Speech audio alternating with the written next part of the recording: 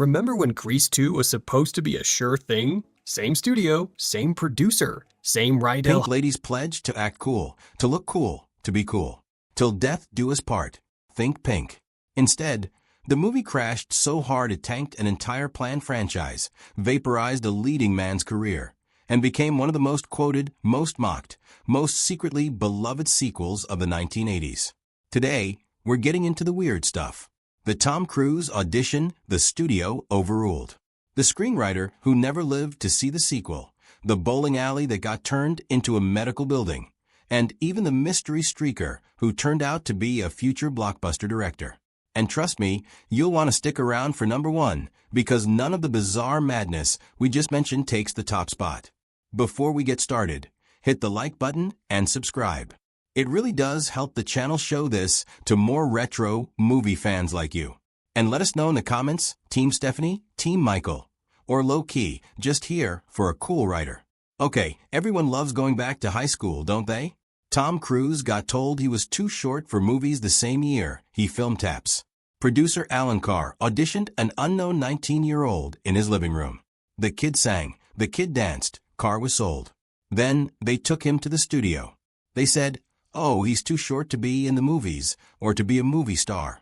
Carr recalled, Tom Cruise. So that's one of life's little adventures. Director Patricia Birch wanted someone older and taller. Cruise was neither. He was already filming Taps at the time, the military drama with George C. Scott and Timothy Hutton.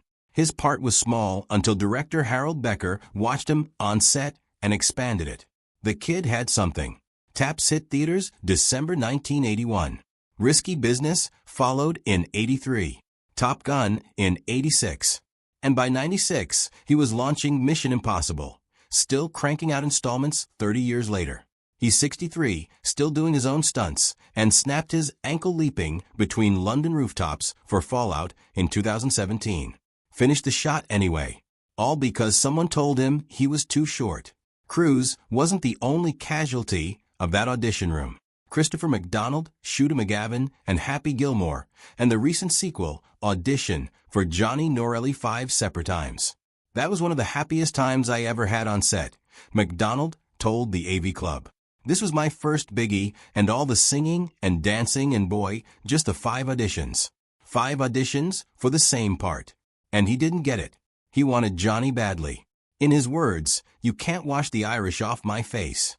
Patricia Birch called him personally after he was sent home, invited him back the next morning, and he walked out with Goose McKenzie, Johnny's sidekick. Goose became one of the most quotable T-Erds in the film. Adrian Zmed got Johnny. He's still funny about it. Annette Funicello was supposed to be in Grease, too, but was busy selling peanut butter. The Miss Mason role, the va-va-voom teacher with a glamorous Hollywood past, went to Connie Stevens.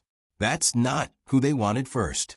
They wanted Annette Funicello, the original Musketeer, Frankie Avalon's beach party co-star, America's sweetheart, and by then, America's most successful peanut butter spokesperson.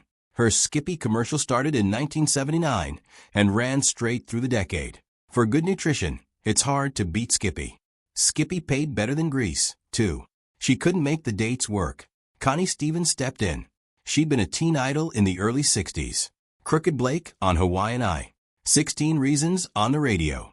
Sandra Naples opposite Jerry Lewis in Rockabye Baby. Casting her as a glamorous past teacher worked because she actually had a glamorous past. Here's the kicker. Tab Hunter, the other new teacher in Grease 2, was also a 1950s heartthrob.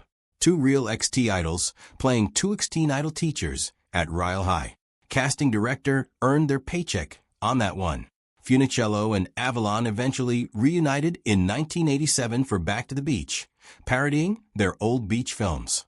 She was diagnosed with multiple sclerosis the same year, kept it private until 1992, and passed away in 2013. She turned down Grease 2 for peanut butter.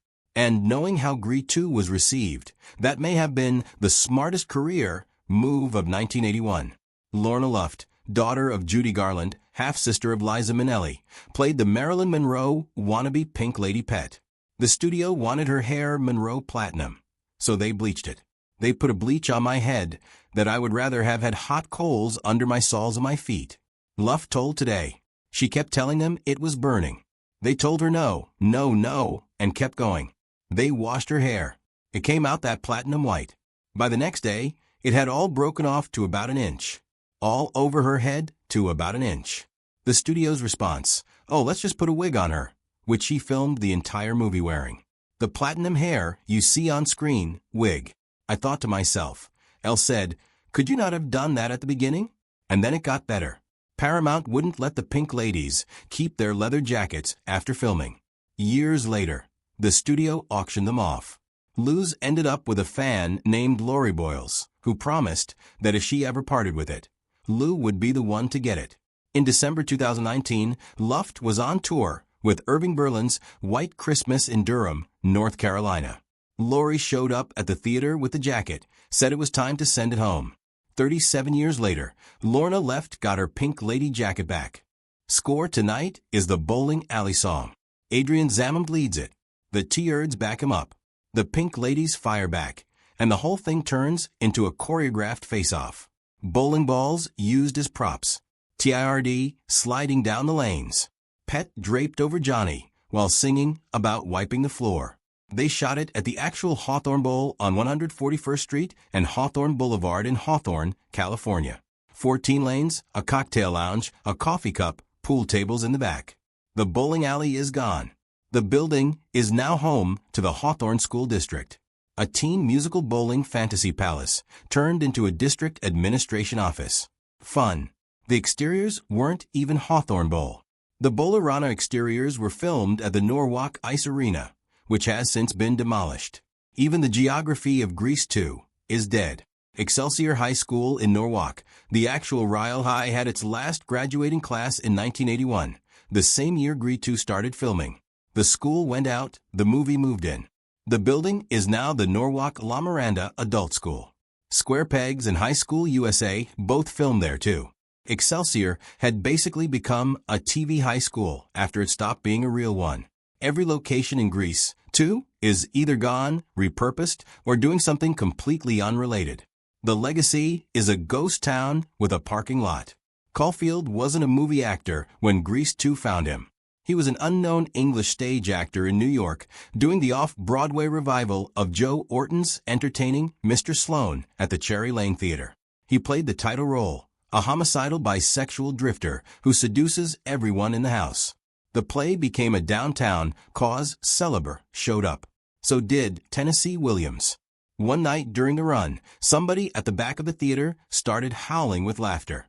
Disruptive mid-scene. Caulfield came off stage furious. You've got to throw that drunk bum out of a theater, he told the stage manager. I can't concentrate. The stage manager said, I can't. It's Tennessee Williams. Do you want to go tell him yourself? Alan Carr and Robert Stigwood came to that same production. They'd already been considering Rick Springfield, Leif Garrett, and Sean Cassidy for the Grease 2 lead. They saw Field and Sloan, and somehow he got the role. Tennessee Williams laughed Maxwell Field into Hollywood. The cool writer's bike isn't what everyone thinks. For a long time, the only way most people knew what Michael's motorcycle was supposed to be was the Kidco toy line that came out with the movie. Kidco got it wrong. The actual bike on screen is a Honda CL 77305 Scrambler. Southern California motorcycle dismantlers built it from the ground up for the film. The Honda was already a 20-year-old model by 1982, so they had to special order parts straight from Honda's factory to finish the build. The original bikes are still on their showroom floor in Fontana, where you can go look at them.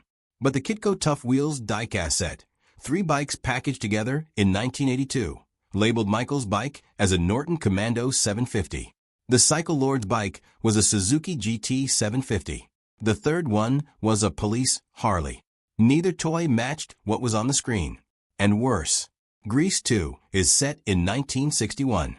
The Norton Commando didn't exist until 1967. The Suzuki GT 750 wasn't built until 1971. 2 of the 3 toys are anachronisms for a movie that's already an anachronism. If you grew up with the Kidco toys, you grew up wrong. The stunt guy overshot the jump so bad everyone thought he was dead. Gary Davis was Maxwell Caulfield's stunt double. He'd subbed for Evil Conval and Viva Conval. And 3 years before that, he'd broken Keevel's car-jumping world record with a leap over 21 cars. He knew how to make a motorcycle do unreasonable things. The big finale jump, Michael as the cool rider crashing the graduation luau, was shot on the football field at Excelsior High School in Norwalk. The plan was to clear the pool, clear Pfeiffer and Adrian Zamond in a canoe sitting in the middle of it, and clear the whole set. 8 cameras rolling. On the first take, Davis cleared all of it, then some. He just flew above all of us.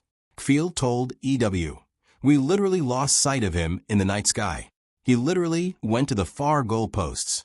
None of the 8 cameras got the shot.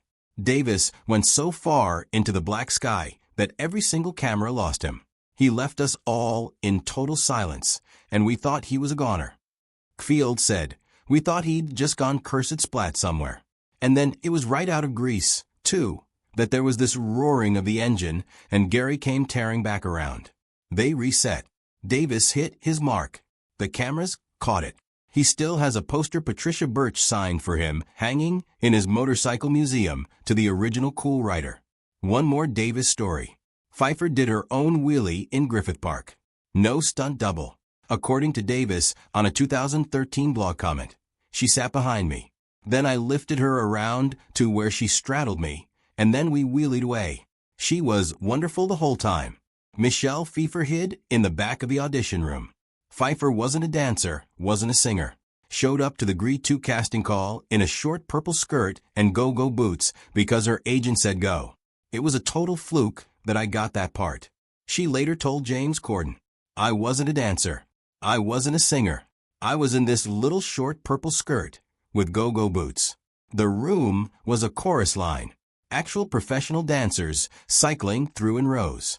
Per the book Grease Music on Film series. There were around 1,500 people at the dance call. Pfeiffer almost left halfway through. And when she finally had to sing, she chose Buddy Holly's That'll Be the Day. She was 23. She'd done a handful of TV episodes in a Hollywood Nights credit. That's it. She kept hiding in the back of every line. Finally, it was only me. She told Corden. She got the part. She also got the lifelong burden of every fan asking her about Grease, too. Instead of, dangerous liaison.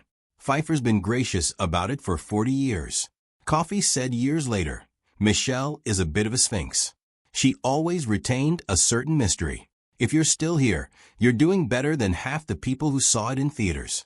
And for that, you're our people. Hit subscribe so you don't miss the next deep dive. We're heading into more cold classic chaos very soon. And drop a comment with your favorite Grease 2 song. We will absolutely fight about it. All right, back to Real L. The Grease 2 streaker is a working Hollywood director. Somewhere in the gym track sequence, one of the extras jumping hurdles in the background suffers a wardrobe malfunction. We'll be polite about what's visible. The internet has done the math for us. Every few years, the clip resurfaces, and the same conversation starts up online again. Field talked about it for the movie's 40th anniversary. I cannot believe it made the final cut, he told EW. There's a side of me that thinks it's been CGI'd. According to Field, this wasn't a one-time accident. The streaker also showed up during the end credit shoot, when the cast was throwing mortarboards in the air. He came tearing across the campus in a black cape and helmet and nothing else.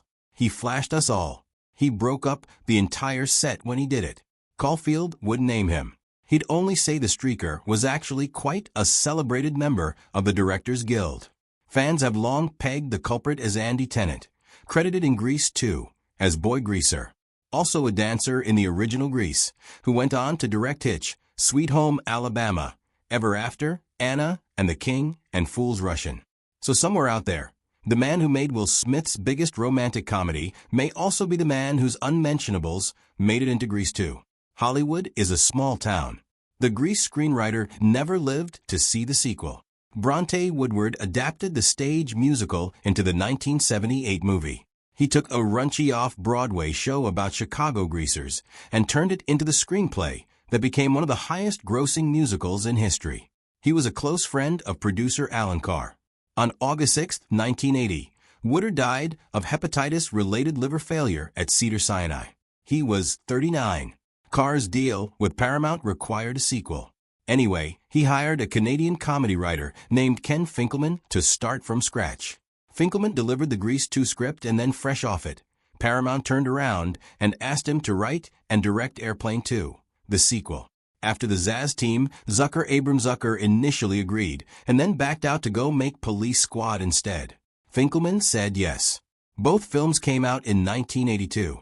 Both were sequels nobody really asked for, and both underperformed. Grease 2 was the bigger casualty. $15 million box office on an $11 million budget against the original's $132 million. Randall Kaiser, who directed the first Grease, wasn't available. He was off making the Blue Lagoon. Patricia Birch, the choreographer of both the stage musical and the 1978 movie, got handed the director's chair. She'd never directed a feature in her life. The critics didn't just pan it, they made a sport of it. Roger Ebert gave it 2 stars and wrote that the movie recycles Grease without the stars, without the energy, without the freshness, and without the grease. Without the grease.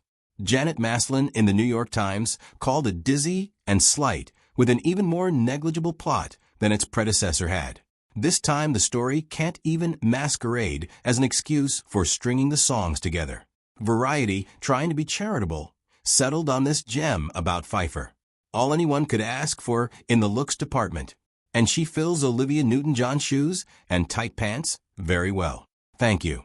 That's the kind of thing you write when you've got nothing else nice to say.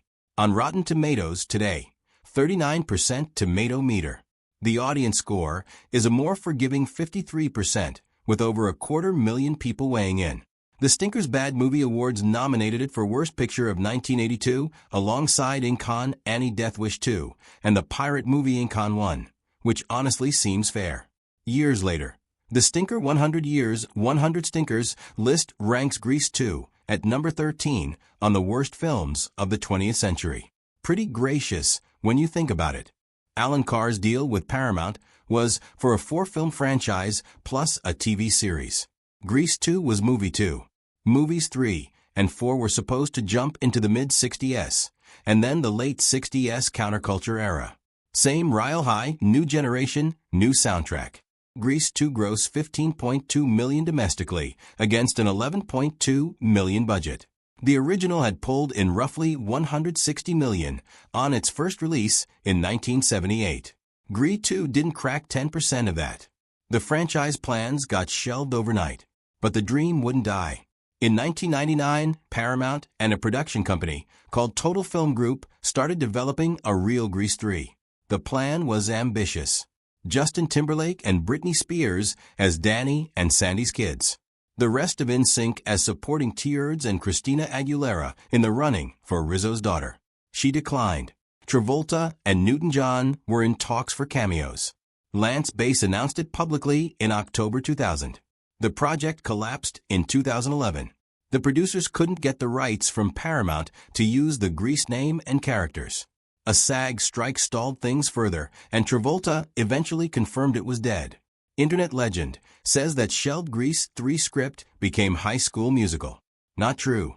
Peter Berukine wrote the first HSM draft for Disney in 2004.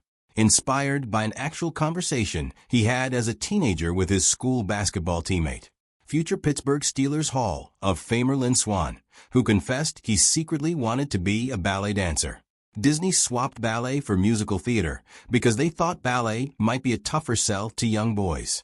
The character Gabriella was named after Barkashini's preteen daughter. So no, HSM isn't Grease 3 in disguise, but there really was a Britney and Justin as Danny and Sandy's kids movie that almost happened. Adrian Zamond was headed for Notre Dame before his knee blew out, before Grease 2, before T.J. Hooker opposite William Shatner, before Bachelor Party with Tom Hanks. Adrian Zamond was being scouted by Notre Dame for a football scholarship. I truly was being scouted by Notre Dame to have a scholarship, Syme told Las Vegas magazine. I was planning on playing football. Then in 1968 at Lane Tech High in Chicago, he broke his leg on the field. The break was bad enough that it punctured a major artery. End of football career. His coach also taught gymnastics. He suggested dance classes to rehab the injury. One thing led to another. Zmed ended up at the Goodman School of Drama, joined the National Touring Company O.F. Grease as Johnny, and got the call to play Johnny Norelli in Grease, too.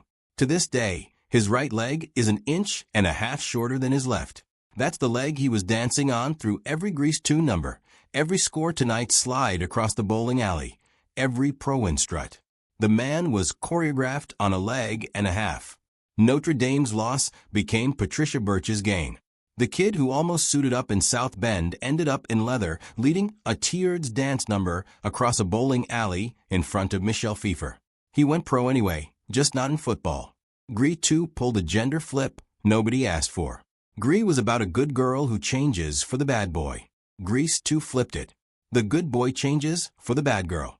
Michael, the buttoned-up British exchange student, has to learn to ride a motorcycle, get a leather jacket, and become a brooding mystery biker to win Stephanie's heart. Stephanie, meanwhile, isn't compromising for anybody. She breaks up with the leader of the T-Erds in the first 10 minutes and spends the rest of the film holding out for someone worth her time. In 1982, that wasn't supposed to happen.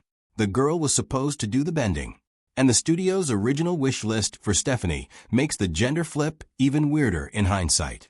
Lisa Hartman was on the audition short list. So was Christy McNichol.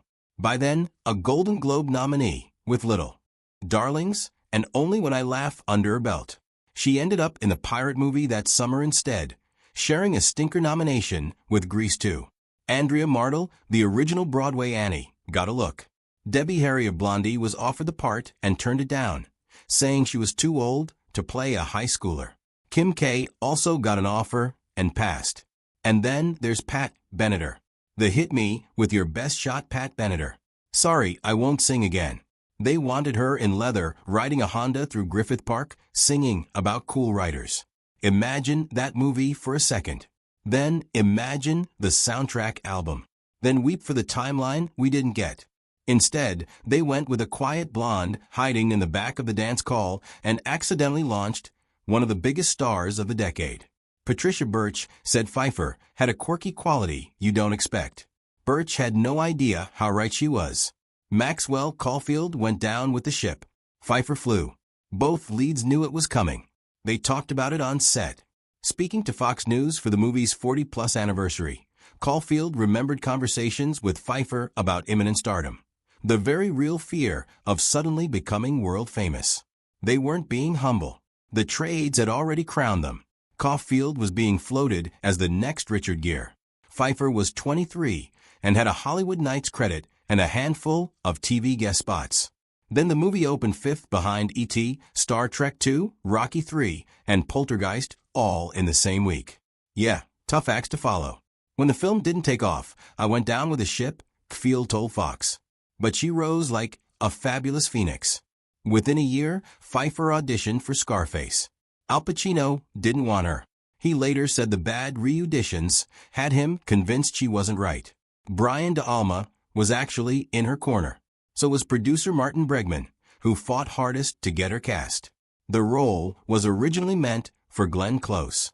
Pfeiffer got it anyway. Played Alvara Hancock and never looked back.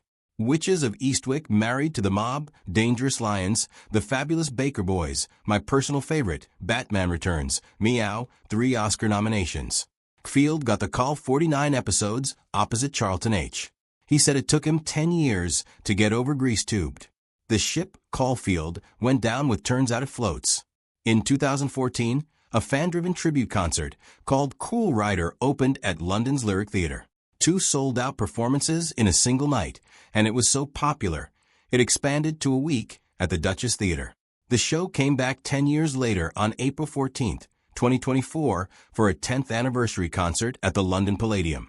This time, Caulfield himself was on stage playing Mr. Stewart alongside Drag Race UK star Kitty Scott-Claus and the original 2014 Stephanie and Michael. Critics buried Grease 2. Audiences forgot it. Cable TV in the 80s and 90s brought it back. And 40-plus years later, we're still talking about it. Cool Rider indeed. And there you have it. 15 weird facts about Grease 2. The sequel that bombed, the careers that diverged, and the cult that refused to die. Pick a side. Cool Rider, reproduction, Score Tonight, or Who's That Guy? Leave it in the comments below. There are no wrong answers. But if you don't pick Cool Writer, you're definitely wrong. If you enjoyed this, smash that subscribe button so you don't miss the next one. We're heading into more deep cuts soon. Until then, this is Remember When.